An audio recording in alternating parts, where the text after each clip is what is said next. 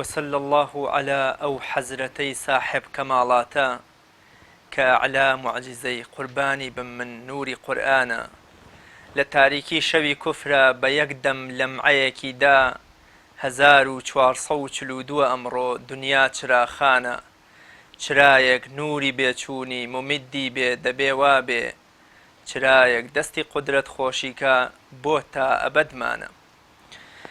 بینەرانی عزیز و خۆشەویست، سڵاوی خوای گەورەتان لێبێ. پیرۆزباییەکی گەرم ئاڕاستەی تەواوی موسڵمانانی جیهان بەگشتی و کوردستان بە تایبەت دەکەم بەهۆی دەستپێکی ساڵێکی نوێ لە ساڵی نوێی کۆچی کە بریتیە لە کۆچ و هەنگاو هەڵهێنانەوە پیرۆزەکانی پێغەمبەری پێشەوامان صلی الله علیه وسلم بۆ دروستکردنی کۆمەڵگەیەکی پڕ لە مرۆڤایەتی و پڕ لە هەماهەنگی و پڕ لە خۆشەویستی و پڕ لە شارستانیەت. یەک دوو ڕۆژێکە بەسەر سەری ساڵی کۆچی 1442 دا تێپەڕ بووە و 1442 ساڵ بەر لە ئێستا سەیدنا عومەری کوڕی خەتاب وەکو گرنگیەکی لەم ڕووداوە مێژوویەی ژیانی پێغەمبەری پێشەوامان صلی الله علیه وسلم ئەم ڕۆژەی کردە سەرەتای ساڵی نوێ بۆ موسڵمانان. ئێمە لەم بەرنامەیەدا قسە دەکەین لەسەر پەیوەندیەکانی نێوان کۆچ لەلایەک و شارستانیەت لەلایەکی دیکەوە. ئایا ئەو کۆچەی کە پێغەمبەری خوا صلی الله علیه وسلم خۆی و هاوڵانی لە شاری مەکەوە بۆ شاری مەدینە کردیان و ئەنجامیاندا هیچ سیما و مۆرک و بنەمایەکی شارستانیەت یا دروستکردنی شارستانیەتی تێدا بوویانە؟ پێکەوە لەگەڵ میوانەکەم زۆر بەڕێز دکتۆر زریان حاجی مامۆستای زانکۆ و شارەزای شارستانیەتی ئیسلامی پێکەوە باز لەم قەزیە گرنگە لەم مەسەلە گرنگە دەکەین کە ئایا کۆچی پێغەمبەری پێشەوامان صلی الله علیه وسلم تا چەند وەرچەرخانێکی گەورە بوو یا تا چەند هەنگاوێک بوو بۆ دروستکردنی بناغەی شارستانیەتێک کە پاشتر بە شارستانیەتی ئیسلامی ناسراو و ڕۆم و فارس و ئەوروپای ئەم سەردەمەشی بە چۆکداهێنا و توانی ببێتە پەرژینێک یا پارێزەرێکی موسڵمانان. دکتۆریان زۆر سوپاس دەکەم، پیرۆزباییەکی گەرمیش ئاراستەی بەڕێستانەکەم. سپاس بۆ جەنابتان، پیرۆزبایی لە هەموو مسلمانان و لە بینەرانی بەڕێزی پەیامەکەم بۆ ئەم یادە پیرۆزە بەڕاستی خۆی لە خۆیدا یادێکە کە دروستکەری شارستانیەتە، کە دروستکەری دەوڵەتە، کە دروستکەری بنیادنانی ئومەتی ئیسلامیە. بۆیە حەقی خۆیەتی کە خەڵک لەم یادەیە پیرۆزبایی لێ بکات و بڵێن پیرۆز بێت. زۆر سپاس دەکەم دکتۆر، ئێمەش پیرۆزبایی لە موسڵمانانەکەین. چۆن بوو کە جەنابت فەرموود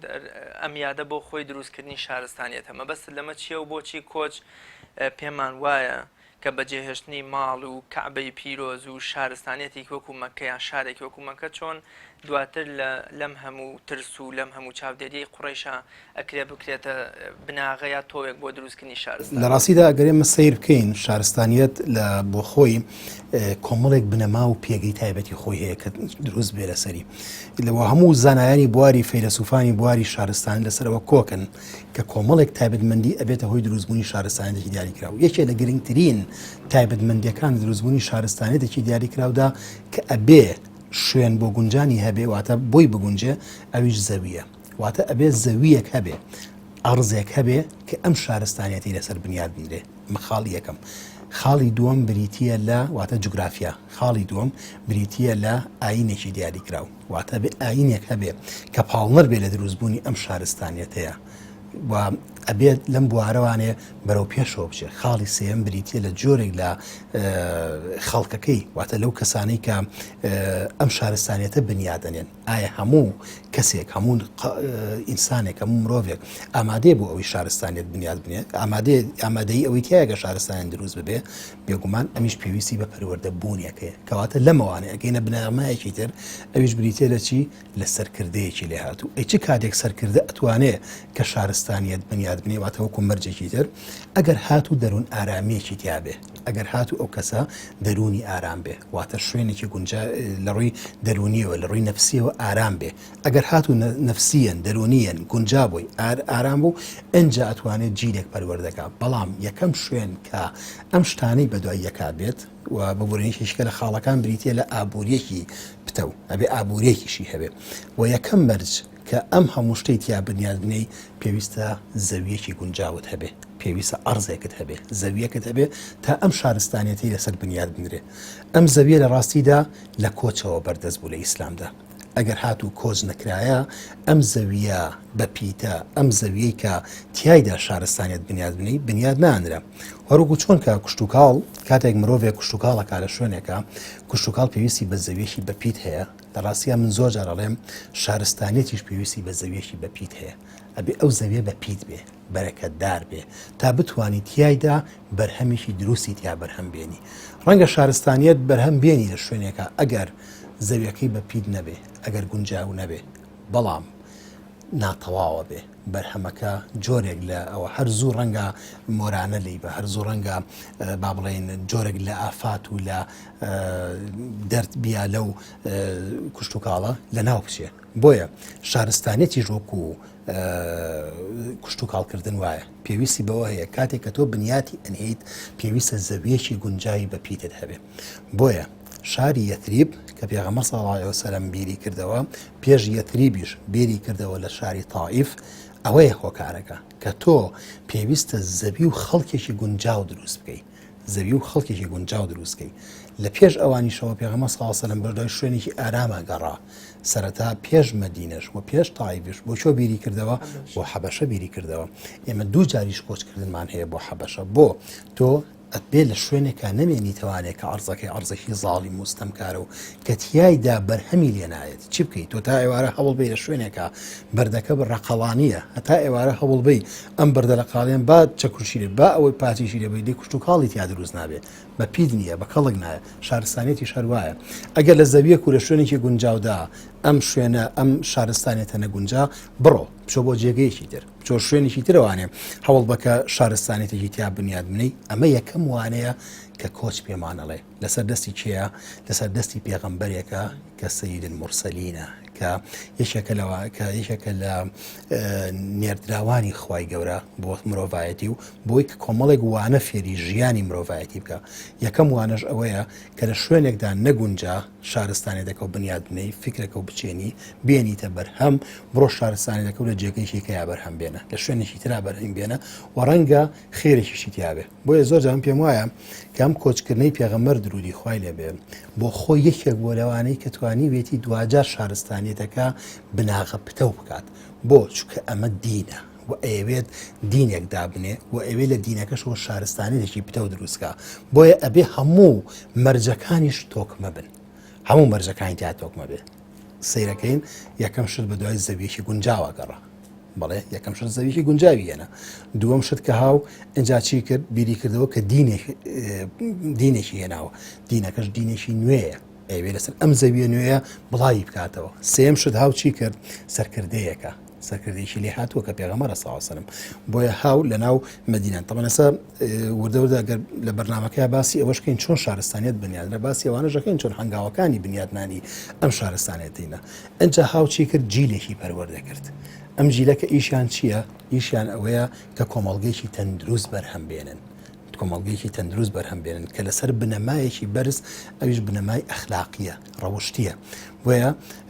پێغەمبەر صلی الله علیه وسلم ئەفەرمێ ئینەما بوعیثت لئوتەمم مەکارم الأخلاق من نێردراوم بۆی کە پایەکانی ئەخلاق بەهێز بکەم کەواتەیەکێکە لە بنەما سەرەکیەکان ئەوەیە کە ئەم سەرکردێت توانی لەسەر ئەم زەویە پەروەردەیەکی دروستی ئەخلاقی تاکەکانیشی بکە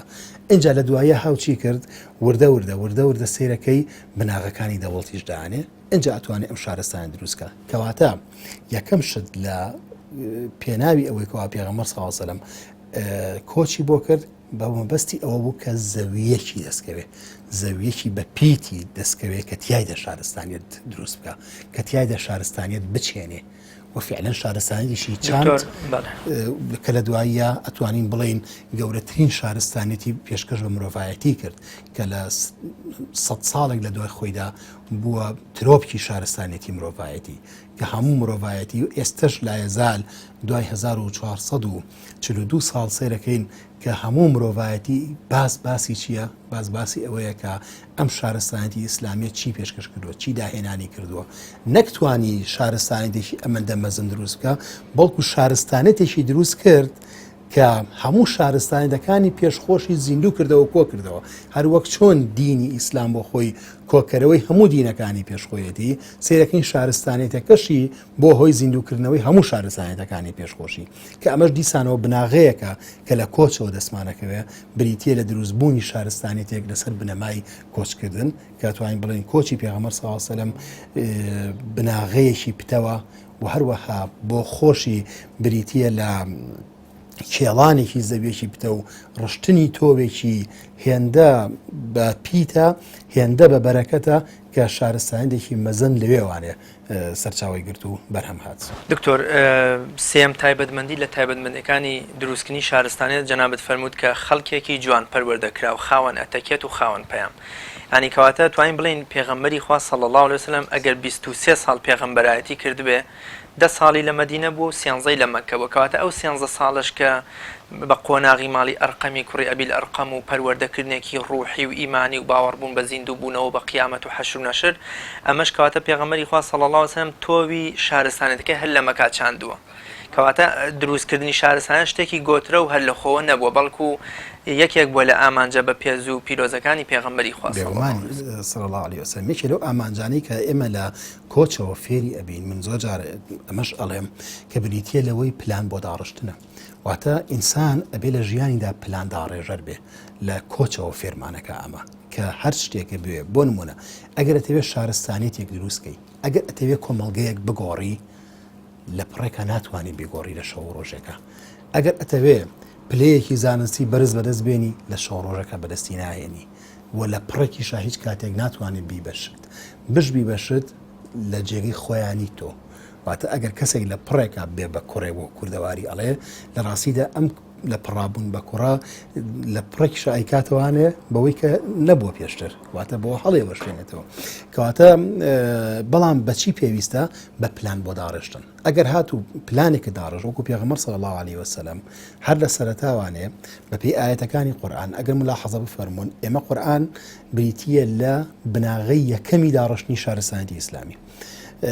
باشان بناغەی دووەم سنەتی پێغەمبەر صلی الله علیه وسلم لە قورئانی پیرۆزە ئێمە دوو جۆر سوورەتمانێ سوورەتی مەکی و مەدەنی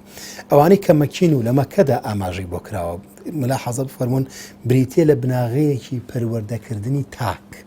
باسی نەتەوەکانی پێشوەکە باسی عەقیدەکە عەقیدەیەکی دامەزرا و باسی ئەوانەی پێشوەکە کە چۆن عەزابیان چەشتووە پێ باسی ئەوەکە کە چۆن ئیمان بەخوای گەورە بێنی باسی ئەوانەکە سوورەتە مەکیەکان بەڵام سوورەتە مەدەنیەکان باسی دروستبوونی دەوڵەتە کەواتە تۆ نابێت هەروە لە خۆڕا لە پڕابەی دەوڵەتێک دروستکەی ئێشتا تاکەکانت بەرهەمی ئەو شارستانەتیان وەرنەگرتووە تۆ تاکەکانت بکە بە تاکێکی ڕۆشنبیر دوایی دەوڵەت خۆی زۆر بە ئاسانی توانی دروست بکەی تاکەکانت تاکێکی ڕۆشنبیر و هۆشیار بن ئەو کاتە دەوڵەت زۆر بە ئاسانی بەڵام ئەگەر تاکێکی ناڕۆشنبیرە دروست کرد بەڵام دەوڵەتێکی شیایە دەستی ئەو کاتە چیت بووە دەوڵەتەکەت بۆ هەڵەوەشێنێ لە ڕێگەی گەندەڵی لە ڕێگەی ئیمان نەبوون بە یاسا بە دەستور بە هیچ شتێک وەن ئیمان نەبوون بە چاودێریی خوایی ئیمان نەبوون بە بنەما ڕەوشتی و مۆراڵیەکان کە لەو تاکەیە هەبێ بۆیە سیرەکەین کۆچ ئەوەمان پێڵێ کە تۆ پێویستە ئەگەر ویستە شارستانێتێک دروستکەی سەرەتا بناغی بۆ دابنێ سەرەتا وەرە لایەنی معنەوی ئەو کەسانە چاک بکە سەرەتا وەرە خەڵکەکە بکە بە خەڵکێک کە شایستەی شارستانیت بێ شایستەی شارستانیت بێ نەک خەڵکێک ناشایستە بچێ شارستانیت دروست بکە دەی خۆی شارستانی لە چیەوە دروست بێ لە شارەوە دروست بێ لە شارنشینیەوە دروست بێ خەڵکی شار ئێمە ناڵێن خەڵکی لادێکە چۆنە نە شار واتە خەڵکێک کە نیشتەجێیە و خەڵکێکیش کە کۆچەریە بێنە ئەم دوانە مقارنە بکە عادەتەن خەڵکێک کە نیشتەجێیە دابوونەریی تایبەتی هەیە بەستراوەتەوە بە خاکەکەیەوە ڕێزێکی هەیە کللتورێکی دراوسێنشینی هەیە کللتورێکی تایبەتی هەیە بەڵام کەسێکە کۆچەری بێ سەرەکەی ئەم کللتورانەی نییە ئامادە نیە مەسەن ئامادە نیە خانە دروستکە من هەمیشە لە هاتوچۆیان ئامادە نییە کە هونەرێک دروستکە پیشە سازیەک دروستکە بۆیە کە نیشتەجێ بوو ئەبێ بە کەسێکی شارنشینی وەکو ئیبن خەلدون کە لە پێناسەکەیدا ئەڵێ الحضارة هي إقامة في الحضر حەزارەت بریتیە لە نیشتەجێبوون لە ئاوەدانیە هەروەها ئیبن مەنظوری لە لیسان العەرەبا لە وەسفی شارستانیەت ئەڵێ الحەضارة عەکس البەداوەة شارستانیەت پێچەوانەی کۆچەری بوونە کە تۆ لە شوێنێکە نیشتەجێبووی ئەتوانی چی بکەیت شارنشینی ئەتوانیت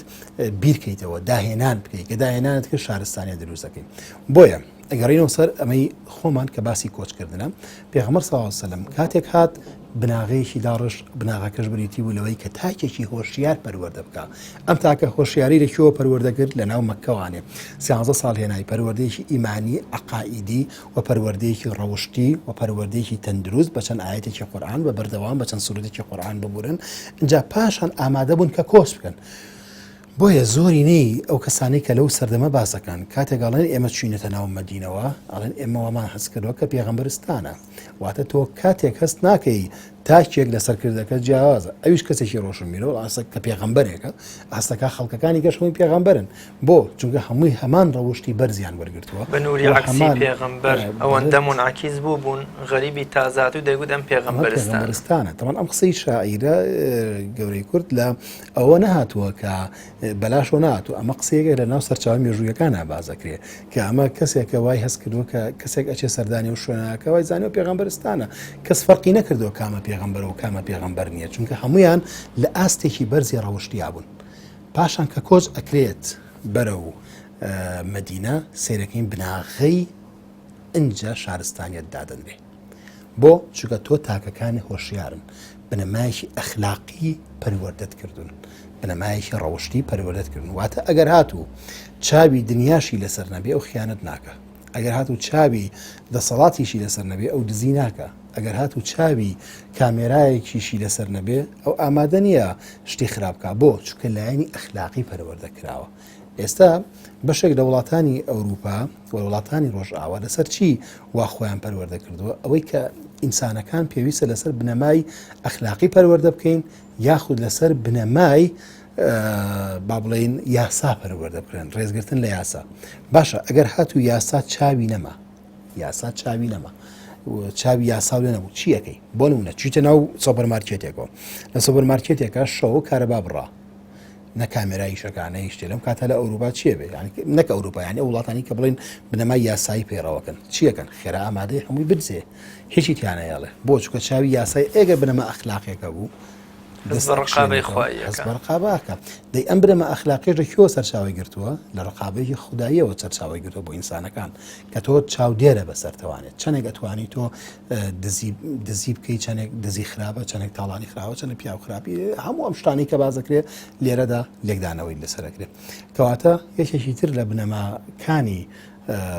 کۆچی پێغەمبەر صلی الله علیه وسلم بریتیە لە چی بریتیە لەوەی کە کۆمەڵگەیەکی ئەخلاقی پەروەردەکە واتە کۆمەڵگەیەک لەسەر بەها و قیەمی تایبەت پەروەردەکە لەناو بەها و قیەمە ئەخلاقەکانە چی هەیە سێرەکەین زۆر بنەمای تریژێتە پێشەوە ئەویش بنەمایەکی تری شارستانی گرنگە کە گرنگیدانە بە زانست لە ئیسلامدا سیرەکەین یەکێ لەو شتانەی کە زۆر گرنگی پێدرێ بریتیە لە زانست یەکەم ئاەت کە دێتە خوارەوانێ بۆ ئەم دینە پێ ئەفەرمێکی ئیقڕا لە قورئان ئەفەرمێ قل هل يستوي الذين يعلمون والذين لا يعلمون لشوني كا خوي غرا فرمي انما يخشى الله من عباده العلماء اما چندين ايات فرمو ديتريش كا باس كردنو هاندانا بو علم سيرك علم لاسلام دا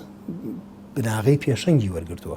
دەی یەکێکی کە لە بنەما سەرەکیەکانی دروستبوونی شارستانیەت بە هەموو واتایەکە واتاکانی لێکدانەوەی فەلسەفەی شارستانی بریتیە لە بوونی زانست واتە زانست ئەتوانێت شارستانیە دروستکە لە زانستیشەوە داهێنان دروست ئەبێ کەواتە سەرکی دینی ئیسلام دینێکی داخراو نییە پێ دەڵێ بگەڕێ بە دنیادا بگەڕێ سەری دنیا بکە سەری کەون و کائینات بکە نمونە هێنێتەوە لە قورئاندا چەندین تەسویری تایە لە قورئان تەسویرە لە سەر لاشەی ئینسانەکان ئەفلا ينظرون إلى الإبل كيف خلقت بڕۆ سەری وشتر کە بزانە چۆن دروستکراوە لەبەر چاوی ئاەتی بڕۆ هەڵی وەشێنە ئەوەی کە لە شوێنی ترا فەرمێ بڕۆ سەری ئینسان سەری خۆتکە لقد خلقنا الإنسان في أحسن التقويم لسر باشترين وركترين شواز دروس كراوة أولم يروا الذين كفروا أن السماوات والأرض كانتا رتقا ففتقناهما خايقرا فنم وانيكا بوسيريك أسمانا كان ناكي بزانا بيكم تقان من نوكاتي خوي لزور شوين دا خايقرا باسي كل في فلك يسبحون كاتباسي استيركانك هميان ليك فلك وليك شتا أصورين واني أما أنا همي زانستا باسكا زانسي كردو ناسي تيايا زانسي ميجوي تيايا لقرآن باسي دا رابردووەکە باسی بنەماکان و گەلەکان و نەتەوەکانەکە کاتێک کە ئەم بنەمایانە ئەهێنێتەوانێ و باسییانەکە لە قورئاندا ئەمە بنەمای زانستین هاندانە بۆی کە ئینسان بچێت بەلای زانستا بگەڕێت. پێغەمبەر صلی الله علیه و سلم فەرمووی من سلك طريقا يلتمس به علما سلك الله له طريقه الى الجنه. هەچ کەسێ ڕێگەیەک بێتە بەرەوە عیلم خۆی گەورە بۆی کا بە ڕێگەی بەهەشت. وأن فضل العالم على العابد كفضل القمر على سائر الكواكب. فەرمووی پێغەمبەر صلی الله علیه و سلم فضلی عالم بەسەر عابدێکەوە کە کەسێک عابدە خواپەرستە شەو ڕۆژ عیبادەت دەکا وەکو چی وایە وەکو فەزلی مانگ وایە بەسەر هەموو ئەستێرەکانی ترەوە کە لە شەوێکا سەیریەکەی. دەی تۆ عالمیت فەزلەکەت بەسەر عابدێکە کە شەو ڕۆژ خەریکی عیبادەتە زیاتر بۆ چونکە عالمەکە سبەینێ زەوی ئاوەدانەکاتەوانێ. بۆیە یەکێ لە بنەما سەرەکیەکانی کۆچکردن چییە؟ ئاوەدانکردنەوەی زەویە کە خوای گەورە فەرمێ ئینسانەکان چیەکەن لەسەر زەویدا کانێشتە جێبە یاستەخلیف فی الأرض کە تا چی بکەی تا ئاوەدانی کەیتەوانێ ئەمەڕوها تا بتوانانی ئەو زەویە ئاوەدان بکرێتەوانێ. بەچی ئەم زەوی ئاوەدان نەکرێتەوە؟ بە زانست ئاوەدان نەکرێتەوە کە زانستت بوو چی ئەەکەی بیر ئەەکەیتەوە داهێنانەیە کە داهێنانت بوو چی ئەەکەی شارستانیت دروست دەبێت. کەواتە شارستانیت دوجار یەکێکە لە بنەما هەرسەرەکیەکانی شارستانیت کە لە دینی ئیسلامە زۆر جەختی لەسەر کرایەوە و کۆچ بوو بە بنەمایەکی سەرەکی بۆی بریتیە لە زانست کە زانستیش دوجار بناغی سەرەکی لە قورئانەوە وەرگرتەوە لە فەرمودەکانی پێغەمبەر صلی الله علیه و سلم وەرگرتەوە کە هاندەرێکی بەردەوامە بۆ کۆچکردن. ئەمە بنەما معنەویەکانی کۆچکردن. ئەی بنەما فعلیەکانی بەرجەستەی سەرواقع چی بوو کە پێغەمبەر صلی الله علیه و سلم کردی؟ سەیرەکەی یەکەم شت پێغەمبەر صلی الله علیه و سلم کە کۆچەکە لە مەکەوە بۆ یەثریب گۆڕینی ناوی یەثریبە. چ پێویستەکە پێغەمبەر صلی الله علیه و سلم ناوی یەثریب بگۆڕێ بە مەدینە؟ بۆ ئیگۆڕێ خۆ ناوی نەبوو ئەو ناوی مەکەی بۆ نەگۆڕی. ئەی بۆچی ناوی مەدینە ئاگۆڕێ؟ ئەی ناوی تائیف بۆ نەگۆڕە؟ ئەی ناوی مەسەلەن شارێکی تر بۆ نەگۆڕە؟ نە ئەبێ مەدینە هەبێ چونکە مەدینە بناغی دروستبوونی شارستانێتە. مەدینەش یعنی چی؟ یعنی شار. شاری چی تا دروست دەبێت؟ شارستانی تا دروست دەبێت. هەموو بیریارانی کۆنی هەر لە سەردەمی یۆنانیەکانەوە بیگری ئاماژەیان بۆ ئەوە کردووە کە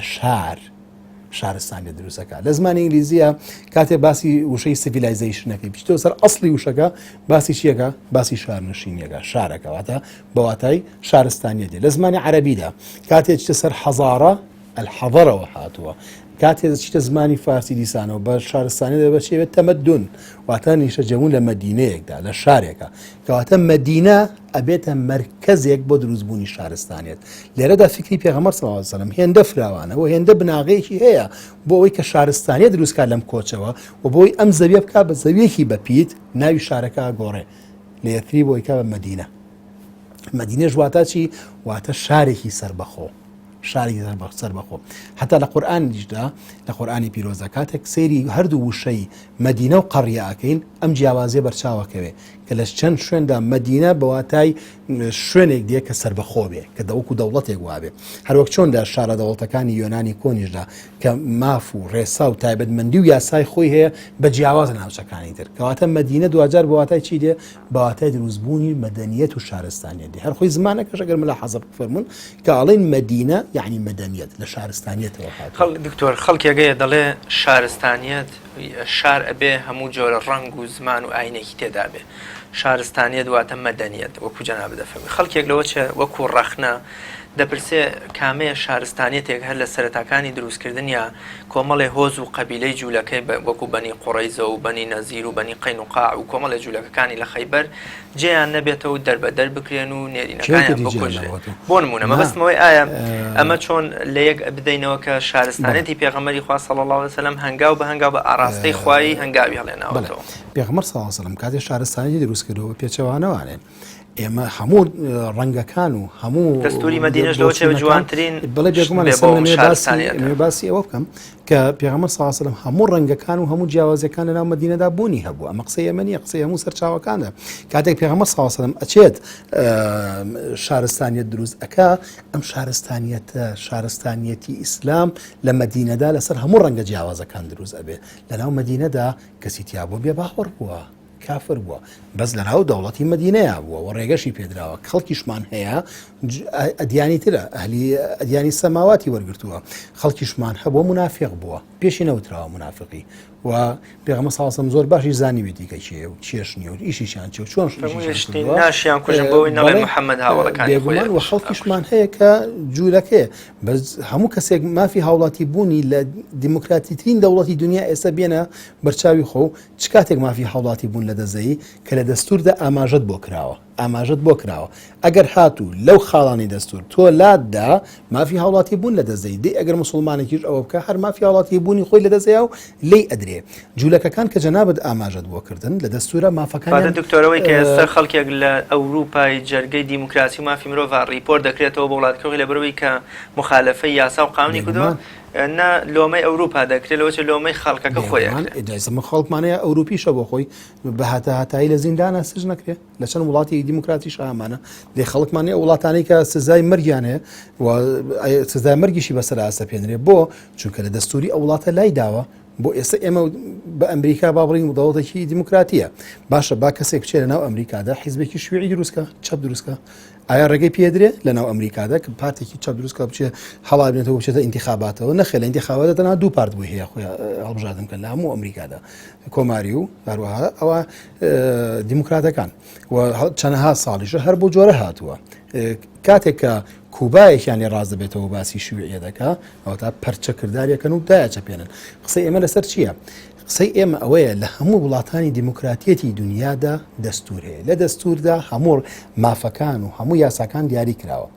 یەکێ لە بناغە هەر سەرەکیەکانی شارستانێتی ئیسلامیش بریتیە لەوەی کە پێغەمبەر صلی الله علیه و سلم یەکەم کەسە کە توانیی دەستوردا بنێ بەتایبەتی لە 1442 ساڵ لەمەوە پێشەوانێ ڕەنگە دەستوری کۆنمان هەبێت بابلیەکان مەسەن کۆنتر مەسەن حاموڕابی کە شریعەتی داناوە حاموڕابی شریعەت بووە دەستور نەبووە بەس ئەمەی پێغەمبەر صلی الله علیه و سلم کە دایناوە دەستورە دەستوری بۆ دەوڵەت داناوە مافە مەدەنیەکانی تیا دیاری کراوە لە ناو دەستوردا مافی کەسەکان مافی خەیرە دین دیاری کراوە مافی کەسێک دیاری کراوە کە لەو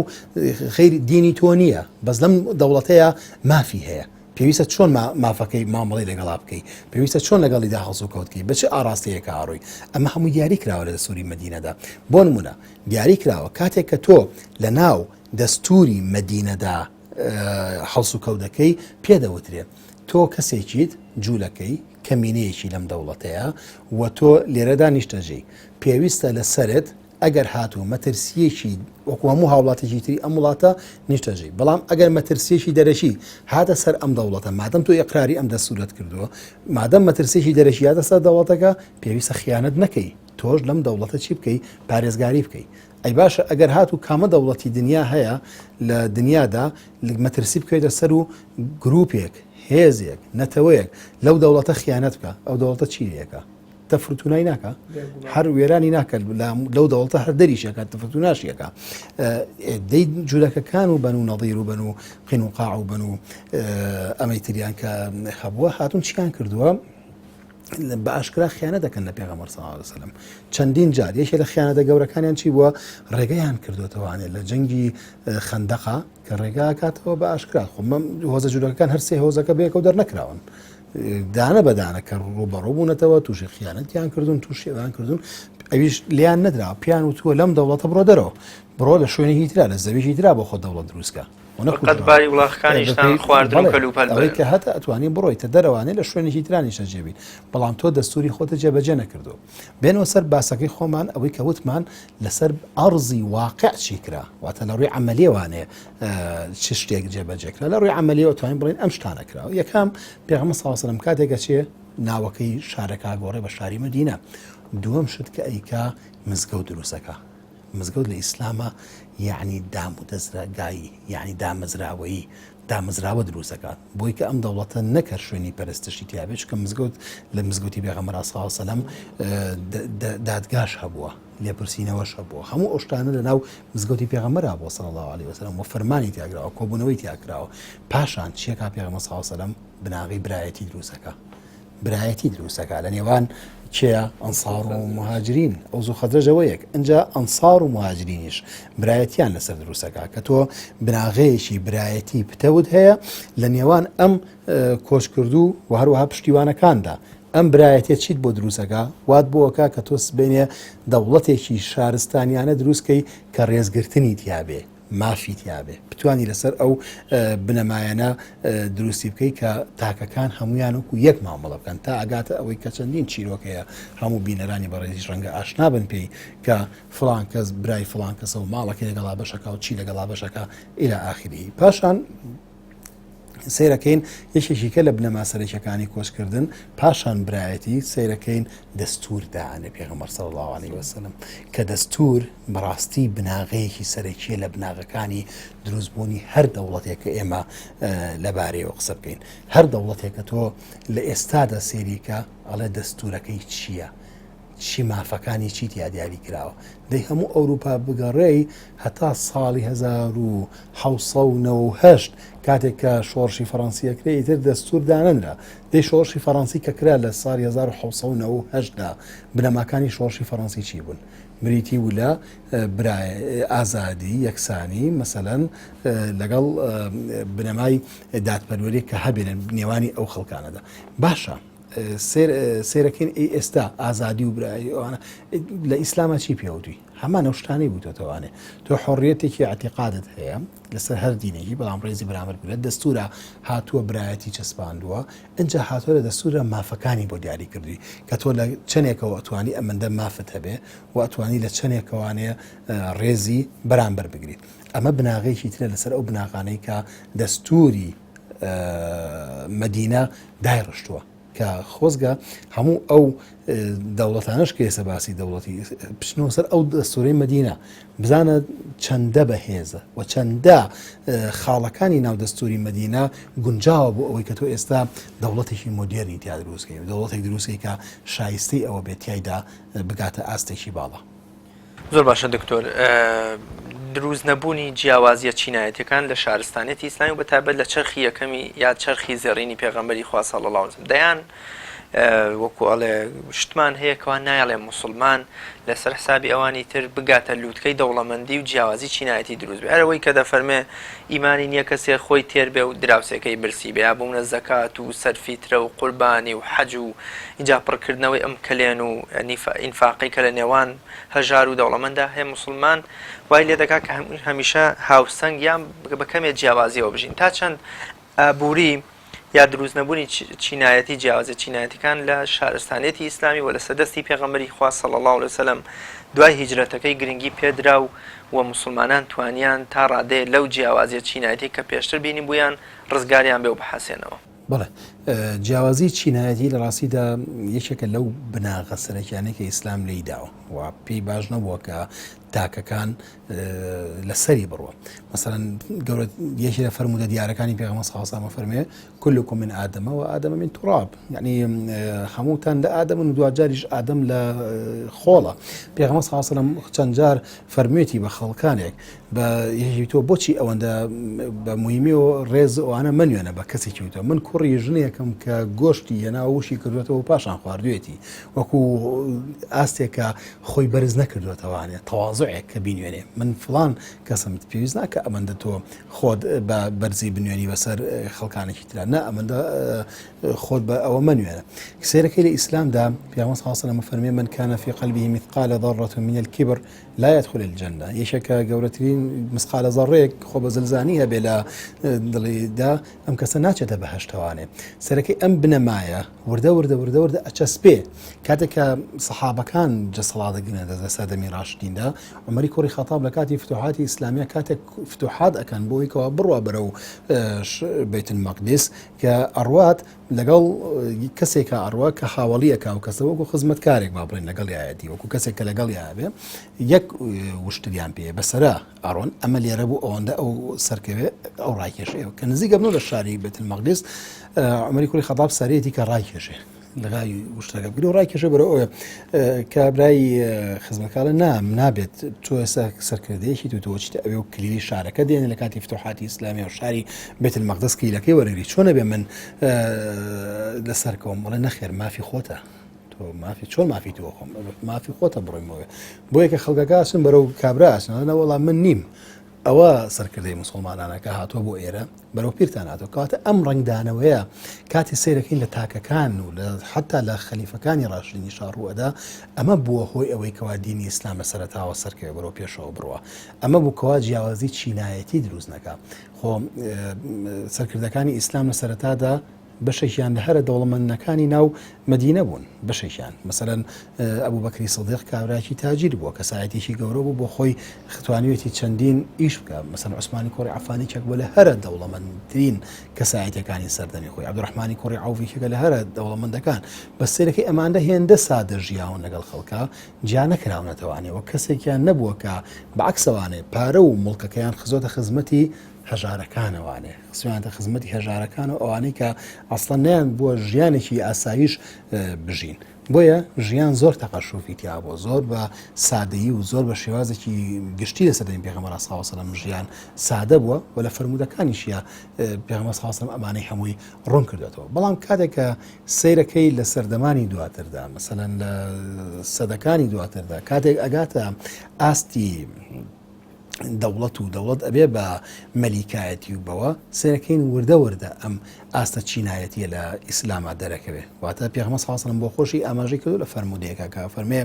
الخلافة من بعد 30 سنة ثم يتبعها ملكا موروثا فەرمێ خلافەت لە پاشمەوە 30 ساڵە پاشان ئەبێ بە مڵکێکی مەلیکایەتی پشتا و پشتکە بەدوایە بڕوە بۆیە سەرەکەین لە چینایەتی وەکو بناغەیەکی ئەخلاق وەکو بناغەیەکی ئەخلاقی لە ئیسلامدا ڕێگەی پێ نادرێ دکتۆر ئەم گۆڕانکاریە گۆڕینی سیستەمی شورا و ڕاوێژ یا خلافەت بۆ مەلیکایەتی و پاشتر کە ئەمەوی و عەباسی و عوسمانی و سەلجوقیەمانە دێن ئەمە هەڵوەشێنەرەوەی شارستانیەت نییە یان بۆونە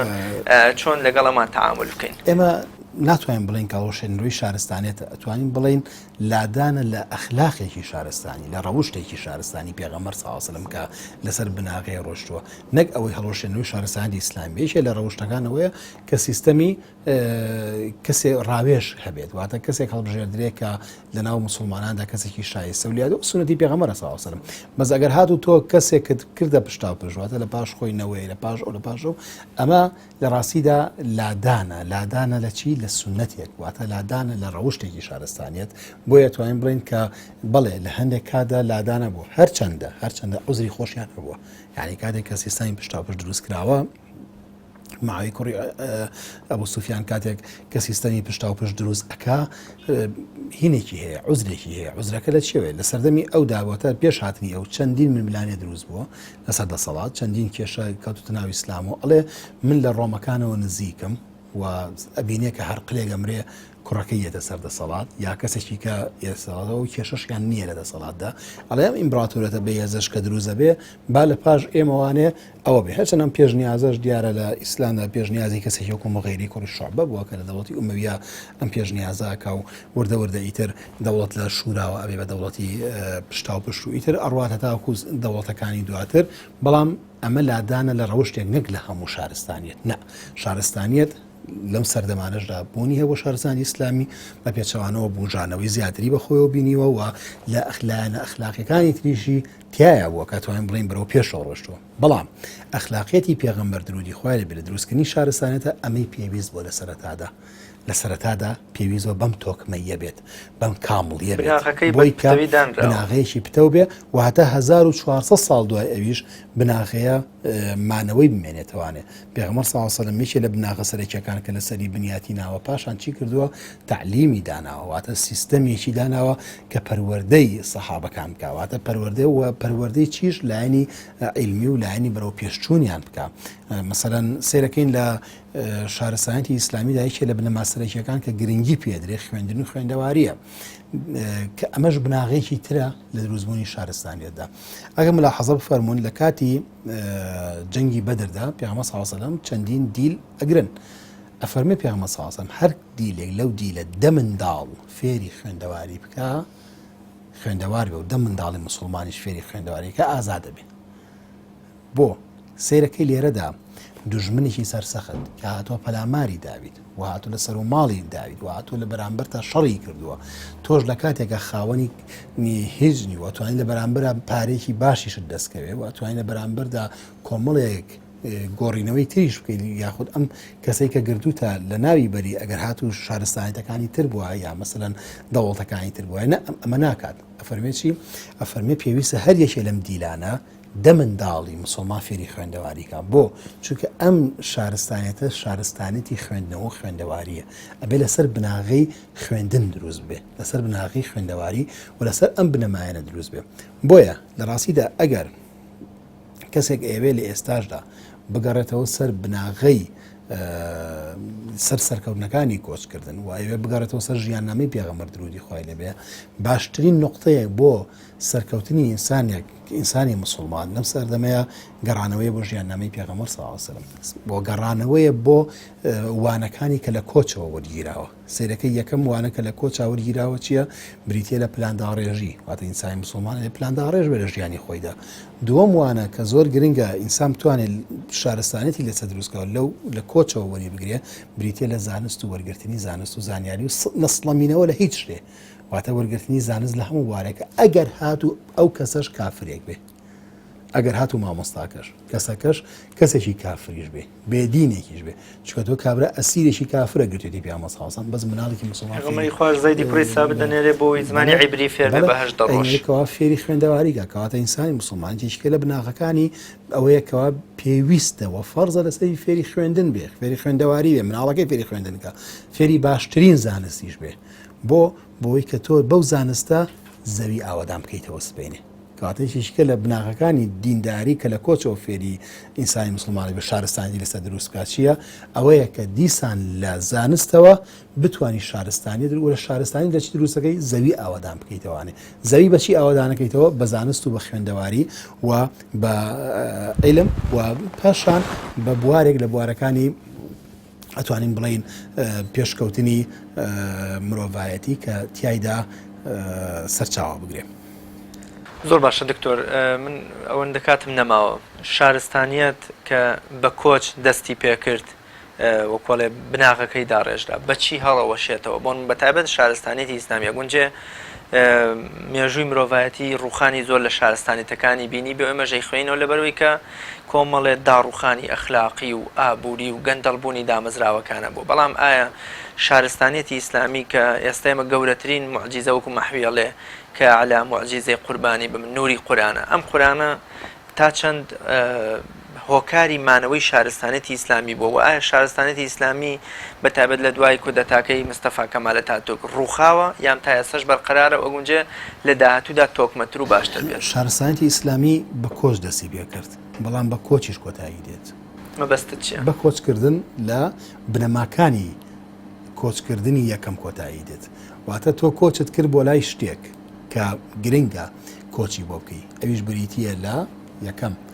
بناغەیەکی پتەوی دینداری، پاشان بریتیە لە زەویەکی بەپیت، بریتیە لە ئەخلاق، بریتیە لە سەرکردەیەکی لێهاتوو، بریتیە لە کۆمەڵگەیەکی وشیار، بریتیە لە خوێندەواری، بریتیە لە زانست. ئێمە ئێستاوانەمان ماون ئەو حەوت بنەمایەشەکان بەداخەوانێ ئەو بنەمایانەی کە کۆچی بۆ کرا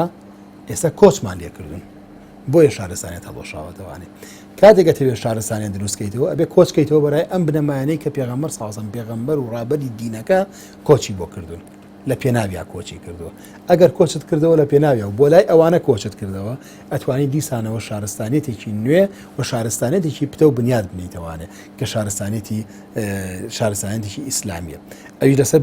بنەمای چی؟ لەسەر بنەمای ئەمانە. یەکەم ئەبێ سەرکردەیەکی گونجاو لێ هاتوو دەبێت. دووەم پێویستە خەڵکێکی وشیار و هۆشیار و ڕووناکبیرت، واتە ڕووناکبیر بە واتای کەسایەتێکە شارستانی بێ. سێەم بریتیە لەوەی کە تۆ ئەخلاقیاتێکت هەبێ، واتە ڕەوشت و بنەماکانی ڕەوشت پتە و بێتەوە لە ناومانە. چوارەم بریتیە لە زەوی و شوێنێکی گونجاوت هەیە بۆ دروستبوونی ئەم شارستانیەتە. پێنجەم یان بریتیە لەوەی کە تۆ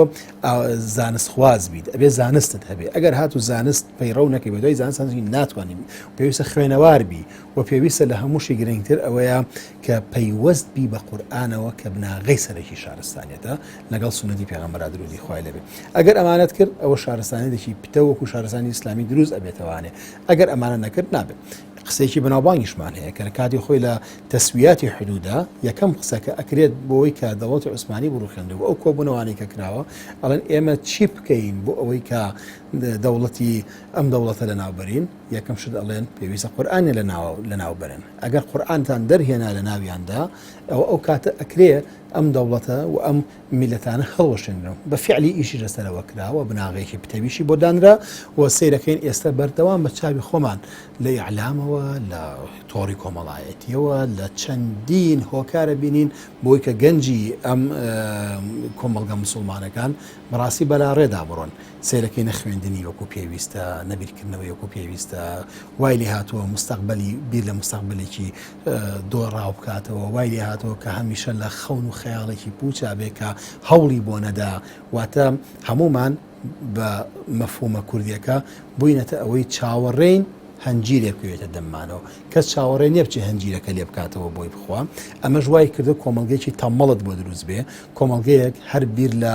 ئەوە بکاتەوە کە ژیانێکی ئەوروپایی خۆشە پاکسێکی ڕۆژئاوایی بەسەرا بێت بیر لەوە بکاتەوە کە مرتاح بژی و خۆشترین ژیانی هەبێ بەڵام بێ ئەوەی هیچ هەوڵوماندووبوونێکی ئەمیتیا بێ ئەمە بەڕاستی لادانە لە کۆچکردن پێ دەڵێ ئەگەر ئەتەوێت ژیانێکی دروستت دەستکەوێ هەوڵی بۆ بدە لە پێ ناوێت تێبگە بەڵام بە ئەخلاقەوە بە زانستەوە بە هۆشیاری و بە ڕۆشنبیرێوانێ زۆر سپاس دەکەم دکتۆریان سپاس بۆ پەیوە جوانانە بۆ مێدیەوەی ئینشاڵڵا ئەم کۆچە بێتە خاڵی وەرچەرخان لە ژیانی هەر یەکێکمانە و دووبارە پیرۆزبایی لە بەڕێزیشتانەکەن زۆر سپاس بەڵێ بینەرانی عەزیز و خۆشەویست بەم شێوەیە هاتمە کۆتایی ئەڵقەی ئەم جارەی بەرنامەکەشم بە ئومێدیەوەی کە کۆچی پێغەمبەری خوا صلی الله علیه وسلم وەرچەرخانێکی گەورە لە ژیانمان لە ئەخلاقمان لە دینداریمان دروست بکە ئێمەش بتوانین بۆ ئامانجە پیرۆزەی کە پێغەمبەری خوا صلی الله علیه وسلم 500 کیلۆمەتری بە قاچە ماندووەکانی خۆی بڕی لە پێناو خۆشگوزەرانی و ئاسوودەی ئومەتەکەی و تەواوی بەشەریەت ئێمەش لە خۆمان ئاجێ بکەینەوە و کاری پێ بکەین و بە ئامانجی پیرۆزەوە بژین تا بە یەکگەشتنەوەیەکی تر بەخوای گەورە مێهرەبانتان ئەسپێرم خواتان لەگەڵ